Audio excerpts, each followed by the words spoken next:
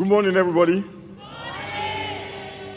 Welcome to another Sunday at New Covenant House. And for all the folks worshiping with us, my name is Femi Omotayo. I'm the lead pastor of this congregation. I'll be outside by the welcome desk after the service if you want to stop by and say hello. So this morning, I'm starting a new sermon series that I've titled, I Doubt It. Don't you never say, I doubt it. I am going to be talking about doubt. And the reason why I want to talk about doubt is because I realize that many of us do not know that there is a difference between doubt and unbelief. Amen? You see, to doubt is to question what you believe. To doubt is to question the things that you have accepted as true. And the reality is that this is where many people who consider themselves Christians find themselves today. Many of us, if we are going to be sincere, are doubting the things that we have believed for so long. We are questioning the things that we have been taught. We are looking with skepticism at some of the things that we have long accepted as true. Now, unbelief, on the other hand, is an intentional decision that a person makes not to believe, irrespective of the evidence. Unbelief says, I will not believe. I will not believe. It is a determined refusal to believe. I'm sure we've all met the person who says, no matter what you say, no matter what you show me, I will not believe. Nothing you say or do will convince me. You see, that person has made a conscious and intentional and sometimes premeditated decision to ignore what they have been told or what they have been shown so that they can maintain whatever position they have chosen or whatever path they have chosen to take. Now, I cannot tell you why people choose not to believe. I cannot tell you why people will make an intentional decision to ignore evidence and not believe. But I can tell you a couple of reasons why Christians doubt. And that's what I want to talk about today. First of all, let's be clear on what a Christian is. A Christian is not somebody who was born in a Christian home. Amen? Like Pastor Adeboye says, in the same way that because you were born in a bakery does not make you a loaf of bread. Or because you were born in a garage does not make you a car. So being born in a Christian home does not automatically make you a Christian. All it means is that you were born in a Christian home. Amen? Praise the name of the Lord. A Christian is simply a person who has accepted that Jesus died on the cross in atonement for their sins. And as a consequence of that realization and that decision, such a person has decided to spend their lives living according to the will and the counsel of Jesus Christ. Now, sometimes such a person will find themselves doubting certain things. Amen? The first reason why people doubt is because they are disappointed with God. They were waiting or they are waiting on God to do something for them and He didn't do it. They were praying and trusting that God will intervene in their situation and He didn't. Right? And I don't know about you guys, but this is something that I have personally experienced. I remember when I became a Christian and I started to serve in the ministry, I felt like I had received the revelation that God wanted me to travel and do ministry, do the work of the Lord. And just as, things worked out, a few weeks after I got that revelation, my senior pastor at the time called me and said, Femi, I want you to go with me to London to go start a church. So his invitation was in line with the revelation, right? Okay, you remember this story. And, I quit my job. I put all my heart into the vision. And I went to the British Embassy. Alas, I prayed, and let me be clear, I didn't go to the British Embassy from a place of arrogance and pride.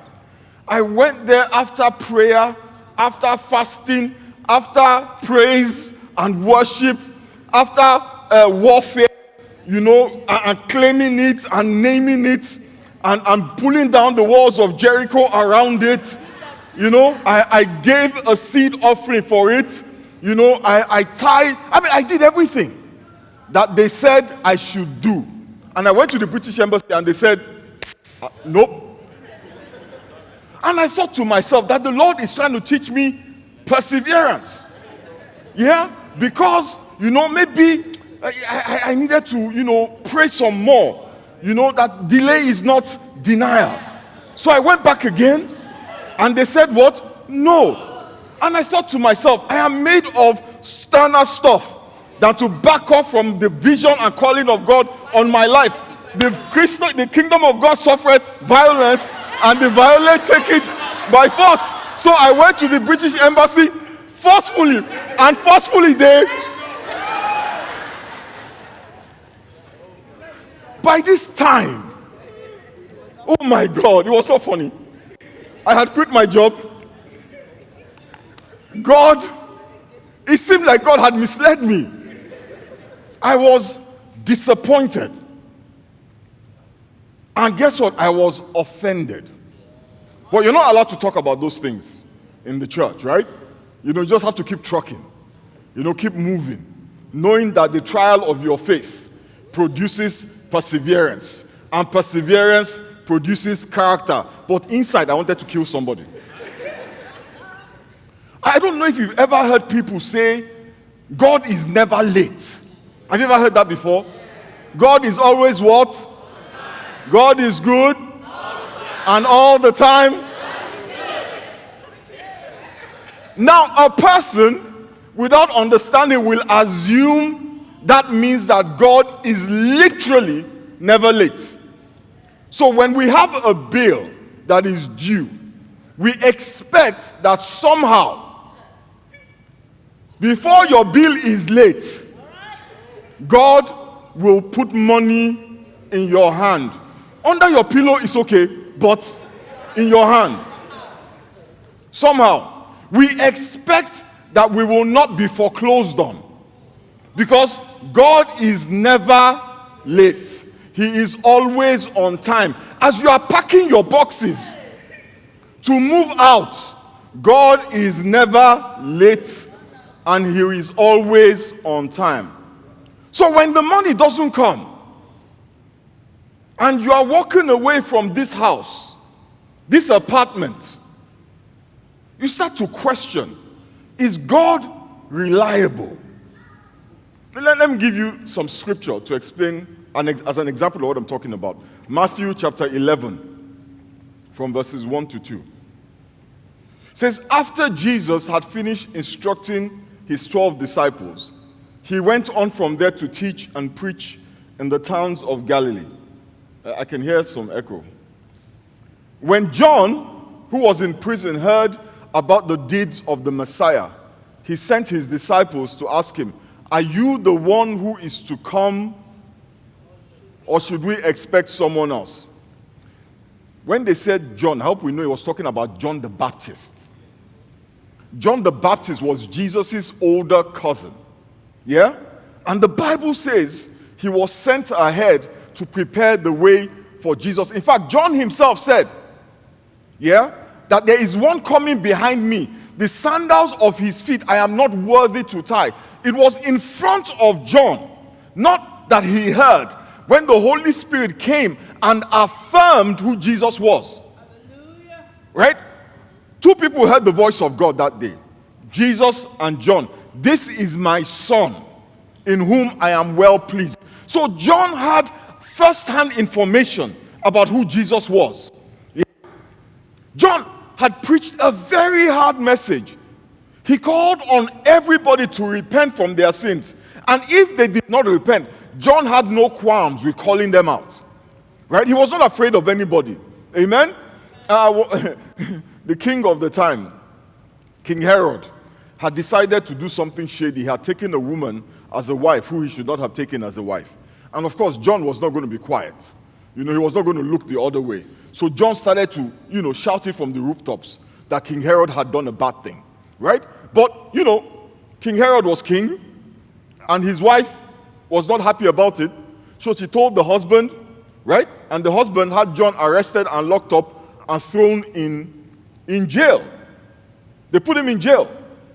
And John is in jail, and like all of us is thinking, God is going to deliver me. God is going to come and rescue me. Day 1, he is in jail.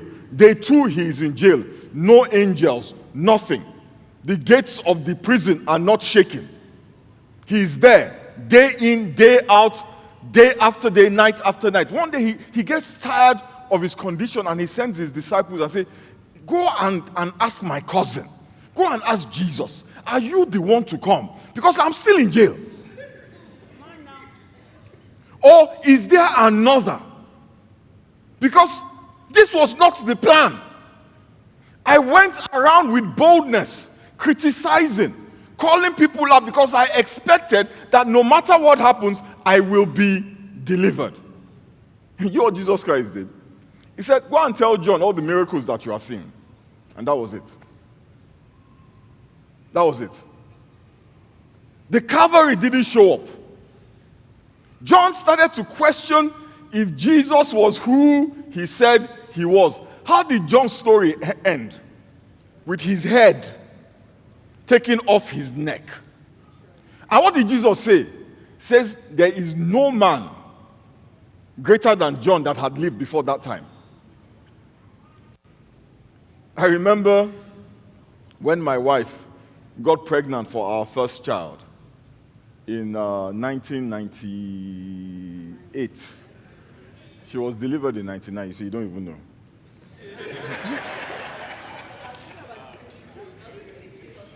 Okay, yes. Okay. In 1998, she got pregnant for our first child, Ishe Oluwadara. And she had gotten hold of this book. As soon as she was pregnant, they gave her this book called The Strong Hebrew Women. Does anybody know what I'm talking about? The book talked about the strong Hebrew women who supernaturally delivered their children without any pain or labor. And since, as a born-again Christian, she is the spiritual Israel, descendants of Abraham, she also was a strong Hebrew woman. And hence, accordingly, was supposed to deliver her child quickly and painlessly. That she would not need a midwife. That book was circulating in Christian circles at the time. And of course, who wants to deliver a child in pain? So, of course, my wife claimed the blessing, like a lot of women did. And every day they were prophesying, I shall be like the strong Hebrew women. Alas. Let's read the story. I want to show you something in that story. Exodus chapter 1, verse 15. I actually had it wrong. Okay, good. It says, the king of Egypt said to the Hebrew midwives, whose names were Shipra and Puah. It says, when you are helping the Hebrew women during childbirth on the delivery stool, if you see that the baby is a boy, kill him.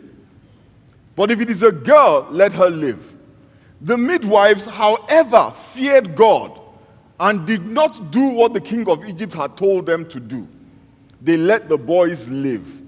Then the king of Egypt summoned the midwives, and he asked them, why have you done this? Why have you let the boys live?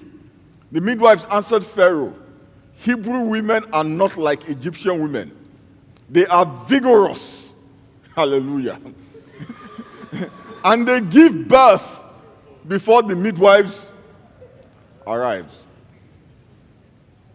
That book was saying that you are supposed, if you are a Christian, a good Christian, you should be like the strong Hebrew women, vigorous. Hallelujah. Delivering your children painlessly and quickly. All you have to do, claim the blessing, and you will deliver like the strong Hebrew women. How? Quickly and painlessly. My wife was in labor for almost 24 hours. 36 hours. I blocked out some of it. She was in labor for 36 hours. And I'll tell you this. My wife is the most spiritual person you know. 36 hours.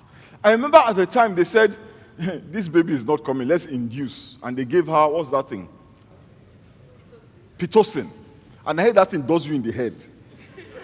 You know, men, we have a lot to be grateful to God for. If you're a brother here, shout hallelujah.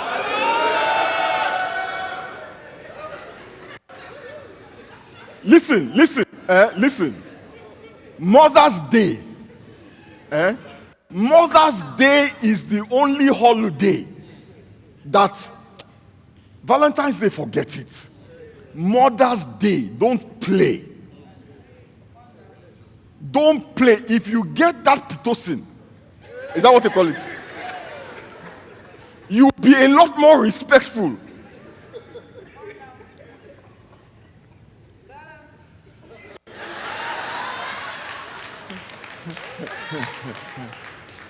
So she's in labor for 36 hours. Spiritual woman. I remember when the first child many times comes a little late. They don't always come on as per schedule. So they tell you if you walk up and down, do some vigorous exercises, the baby will come out. My wife didn't do exercise. She went for prayer walks. So she's walking up and down the street, praying in tongues. And still 36 hours of labor. And the child came out gravely ill. You can't imagine the disappointment. When Lazarus was sick, his family sent a message to Jesus. They said to Jesus, Lazarus, your friend, the one that you love, is sick. You know what Jesus Christ did? He said, he's not going to die. And then he stayed there. The Bible says he stayed where he was for 2 more days. Honestly, if I was Lazarus' sister, there would have been problem.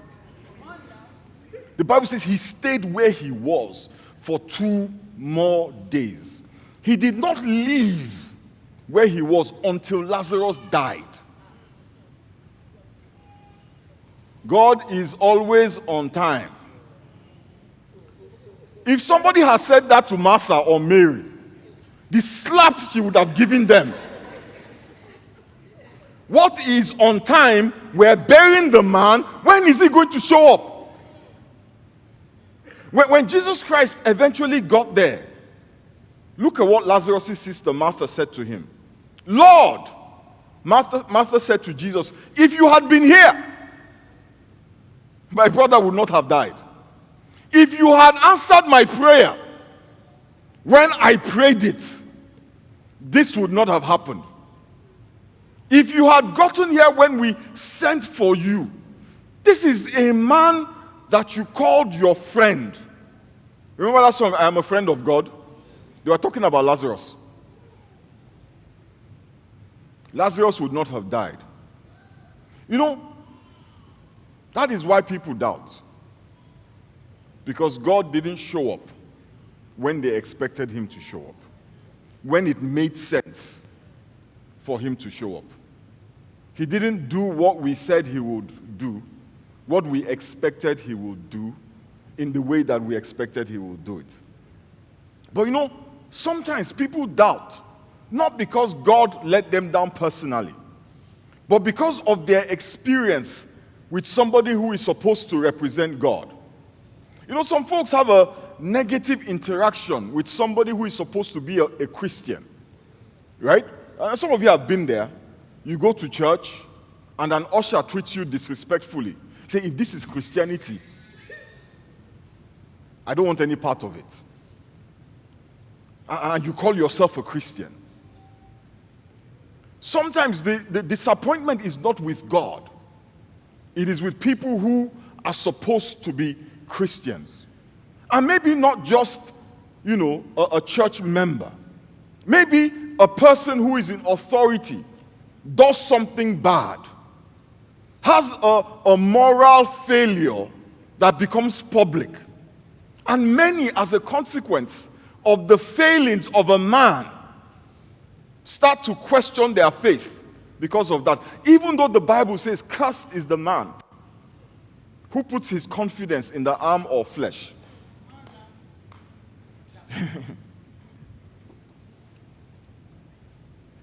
Sometimes the negative experience is not with a person or about a person. Sometimes it is the whole organization. The church they attend falls short of their expectation in some way, then they start to doubt God. You have a baby and the folks in church do not send you a care package. You fall ill and the folks in church don't come and visit you in hospital. You lose your job and the church does not send you a check to help pay for your rent. And then we start to say, is this Christianity real? There's no love. And if there's no love, then what am I doing? In fact, the unbelievers are kinder than the Christians. I get more love at work than I get at church. See, the problem is not with God or with the people of God. The problem is not with your brother Christian or your pastors or the church. The problem is with what you believe. Many of us do not realize that the truths in the Bible are spiritual, and it takes a spiritual person to understand them.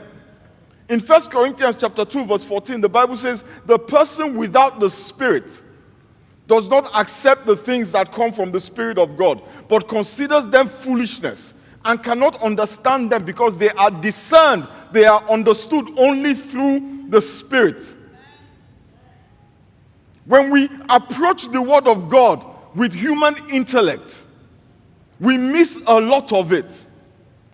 When we approach the Word of God with wrong understanding, if you don't have the Spirit of God, you're going to miss it. You're going to mess it up. You're going to mix it up. You're going to get confused. And then guess what happens? We start to confuse spirituality with religion. And we start to approach the things of God from a religious perspective. And we lose the ability to truly understand what the Word of God is saying.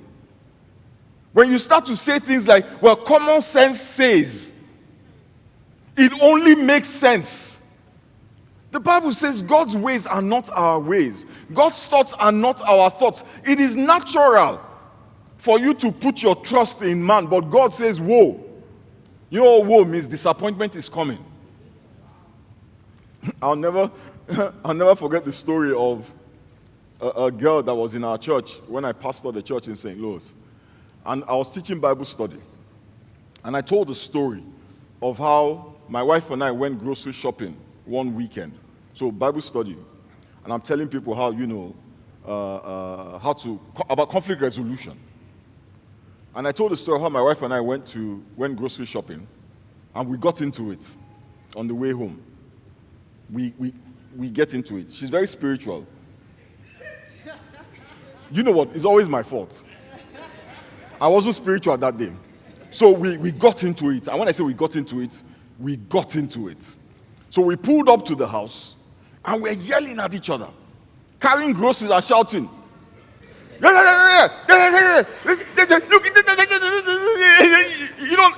what I'm talking about, right? She's shouting, I'm shouting, and with all of this shouting, we forgot to close the front door. So we're in the kitchen, screaming at each other. The front door is open, and one of the elders of the church had decided at that moment to come and visit. The poor man stood at the front door looking at his pastor and the wife, screaming at each other. You know what the girl said to me? After I told her, she came to me after service, she said, Pastor, I don't think I come to this church anymore. I said, why?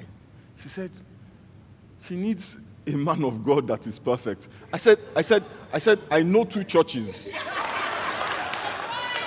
down the road. Because this one, if you are looking for perfection, welcome by. Keep it moving. Because I am not going to allow you put your trust in me. Never. I'm not going to allow you put your faith in me, because guess what? I will disappoint you. So when I hear that people stop going to church because a pastor turned out to be a man,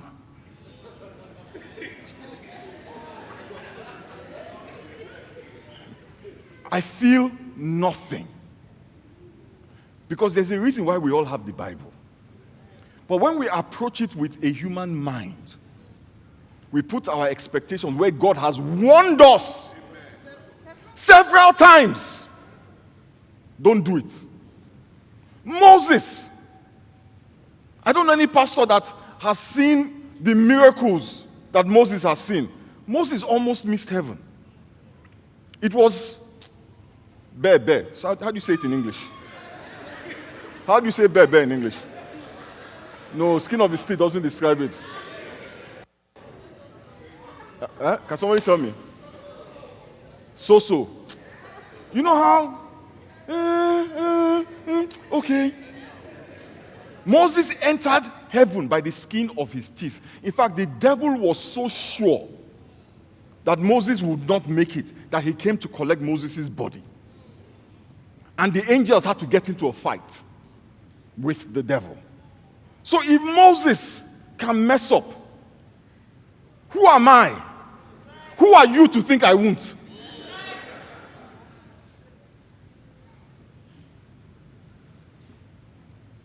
When we approach the things of God from a religious, from a carnal, from a human perspective, we lose the ability to understand the things of God. And that lack of understanding then becomes the foundation of doubt. When we approach it with that lack of understanding, it is because we are not leaning on the Spirit of God to teach us, to open our eyes, to interpret for us.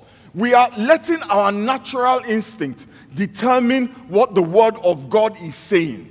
When you open your Bible, you should pray and say, Father, open my eyes to see what you are saying. Reveal to me the truth of what I am reading. Because if you don't, it is only a matter of time before you find yourself in a place where you are doubting God, where you start to talk about leaving the faith.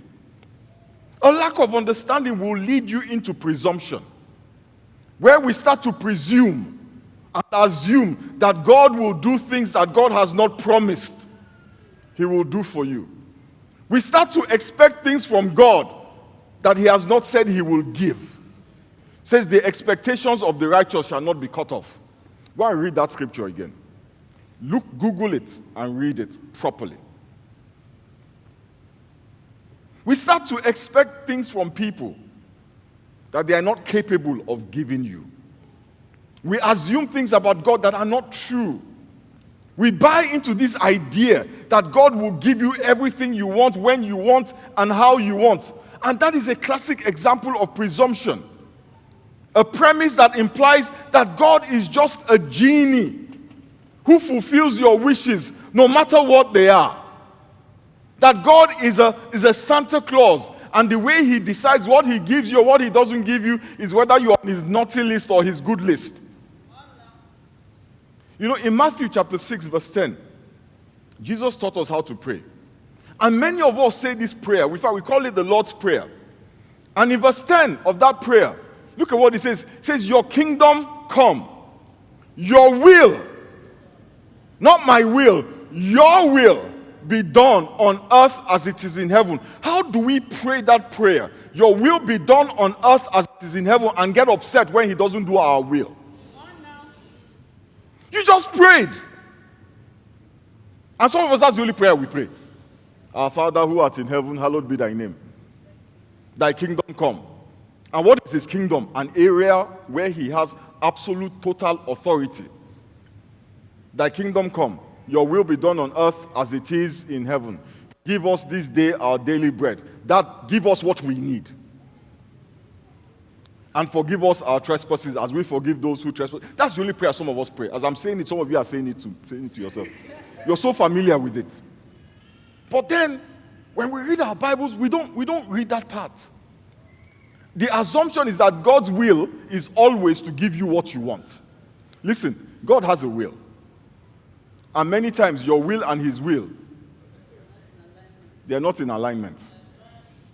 You know, in fact, what the Bible says? The Bible says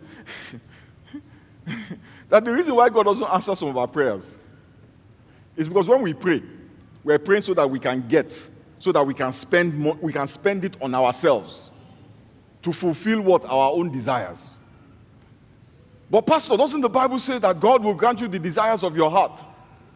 It does. But if you read that well, you will read the verse that says, delight yourself also in the Lord, and he will grant you the desires of your heart. And that word delight, by the way, let me do small Bible study. And that word, by the way, delight, comes from the Greek, or sorry, I mean the Hebrew, or is it the Aramaic? And it's a word that is pronounced onag, and onag simply means that you are yielded and submitted to the Lord. So when you yield and submit to the Lord, what happens to your desires? They become his desires. And then he grants you what? Whose desires? It doesn't matter. Your desire, his desire, same thing. That is what the Holy Spirit does. He grants you insight and revelation. In Psalm 33, verse 11, it says, the counsel of the Lord stands forever. The purposes of his heart to all generations. Proverbs 19:21, many are the plans in a person's heart, but it is the Lord's purpose that prevails. The Lord does not exist to fulfill our agenda.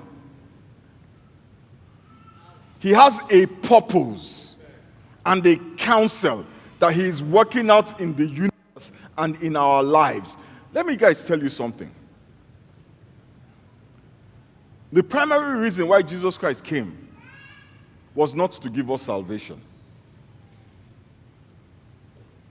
We think like that, so we think his coming to the earth revolves around us. It doesn't revolve around us. He came to establish the kingdom of God. And for there to be a kingdom, there are citizens in that kingdom. Our salvation, is a byproduct of that purpose. You know what I'm saying? So when you start to understand that the sun does not revolve around you, you're less likely to find yourself in doubt. Because you will not interpret the Bible or the Word of God only in a way that makes God a vending machine. He has a purpose and a counsel. Let me say that again. In the universe that he is working out. And our lives are a part of that. He does not serve us. We serve him. Now, when you understand that, when you read the Bible, it changes your conclusion about some things. And because many of us don't know his purpose, don't know his agenda, we assume he doesn't have one. He just is. Basically, he's an aimless God. Many of us, we are in the place of doubt because we lack understanding of who God really is and what God really wants. And this presumption about who God is and what God has promised leads to disappointment in God. Because when God does not do what we expect him to do, we start to question, like John the Baptist, if God is real or if God loves us. When he does not do what we want him to do, we start to question if he loves us. We have a problem. We start to doubt. Can I tell you the problem with John the Baptist? He did not understand that Jesus did not come to change or undermine the law or Roman government. He did not come to overthrow the Romans or their puppets and then restore a Jewish kingdom. He came to usher in the kingdom of God. John the Baptist and the Israelites, they heard that Jesus, a Messiah, would come who would restore the throne of David. So when Jesus came and the Holy Spirit said, this is the Messiah, they automatically assumed that he was coming to restore the throne of David, the physical throne of David. But what they didn't realize was that David's throne extended beyond the physical. My wife and a lot of the Christian women did not understand that those midwives actually told Pharaoh a lie. It was a lie. The Hebrew women were giving birth like the Egyptian women. The women just decided not to kill the boys. So they thought to themselves, if we tell Pharaoh the truth, he will kill us. They disobeyed Pharaoh, did not kill the boys, and they told a lie so that they could cover it up. But you know, our natural instinct is to avoid pain. Yeah? I don't know. Even me, a man, I've heard the stories of labor. I don't know any woman that hasn't heard stories of labor. I don't know any woman who looks forward to labor. Sincerely. Some will tell you that, I'm ready for it. I'm like, wait until the first contraction. I have heard that it scatters your head. Yeah? So we believe what we want to believe. We believe what we want to believe, not necessarily what the Word of God says. Those women told Pharaoh a lie. And somebody held on to that, wrote a book around that, published it, and millions of women were waiting to be strong Hebrew women. And when they were not, problem, doubt. Many who were embedded in Christian communities were able to overcome the doubt that resulted in that disappointment. Many had such a traumatic experience because they did not expect the pain. Some people died because they wouldn't even take the epidural that was offered them. They wanted to be strong Hebrew women. C-section that would have saved them and the baby, they said, no. My faith is in God who has promised that I will be like the strong Hebrew women. Yes, he has promised, just like the Egyptian women. Do you guys understand what I'm saying? Martha did not understand that Jesus' mission was not to stop Lazarus from dying. His mission was to raise Lazarus from the dead. Hallelujah. It is true that God is never late. It is the truth that God is always on time, but not always our time. All right. There are days when your timing and his timing will coincide. But don't take it for granted. Don't ever take it for granted. When he shows up, sometimes it is not always to do what we think he's going to do or what we want him to do. When you understand that we submit to him, we yield to him, we serve him. You know, Jesus Christ, our example, when he was in the Garden of Gethsemane, I think that garden experience of Jesus is the one that made me finally believe that Jesus experienced everything that I experienced. He said to God in the place of prayer, and it wasn't like Jesus was, strolling around in the garden praying. The Bible says he was praying so much that he was sweating blood. That speaks to the fervency of prayer and the depth of his anguish at what lay ahead of him. Jesus Christ saw the cross and he went to his Father and said, Father, let this cup pass over me. Jesus didn't want to go to the cross. In that moment, when he saw what was waiting for him, he said, let this cup pass over me. But then he said something that some of us have been told never to say in the place of prayer. He said, not my will, but your will be done. And as soon as he said that, the Bible says he received strength to endure what was set before him. But you see, when you don't submit to the will of God, when you don't leave room in your mind that what you want may not be what God wants for you.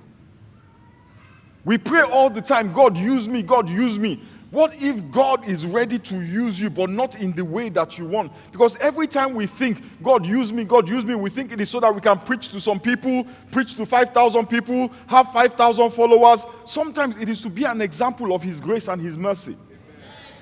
Sometimes it is to provoke people unto good works. Stephen, and I have to close here, Stephen was chosen as a deacon. That means he was chosen to make sure that people had food. In Stephen's mind, his calling was to make sure that there was order in the house of God. But Stephen was stoned to death. God did not make Stephen a deacon to serve food. That's what Stephen thought. He made Stephen a deacon to provoke the apostles to leave Jerusalem. Because when they saw the stoning of Stephen, they all ran. And God chose Stephen because he knew Stephen was a good guy. And his place in heaven was settled. Hallelujah. Some of us don't even understand death and life. We see death as a bad thing. For those who are in Christ, death is not a bad thing. It's a bad thing for those who are left behind. I've never seen somebody go to heaven and say, I want to go back. Never. Have you met anybody? Some people claim they went to heaven and they were sent back.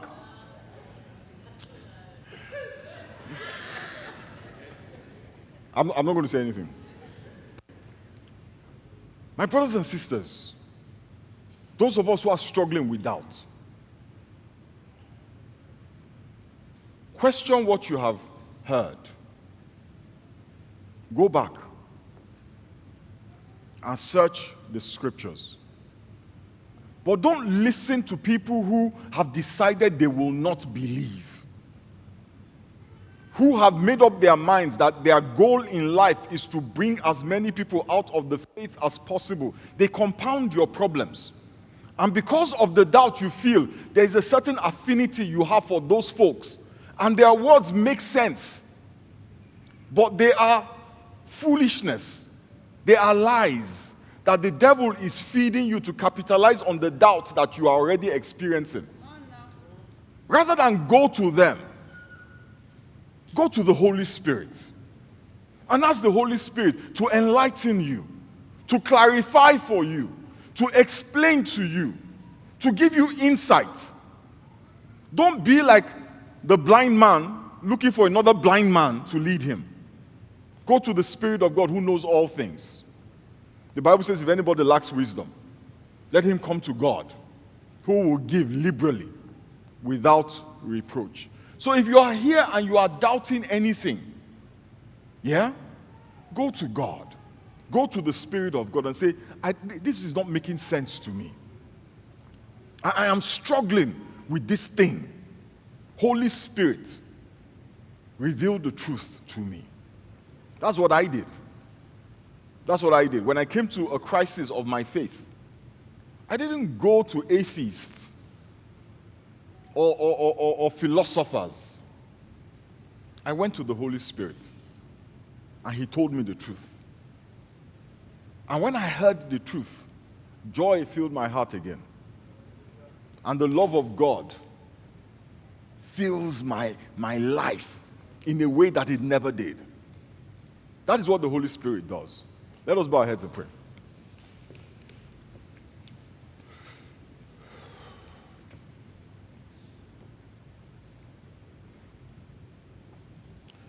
I don't know where you are in your walk with God.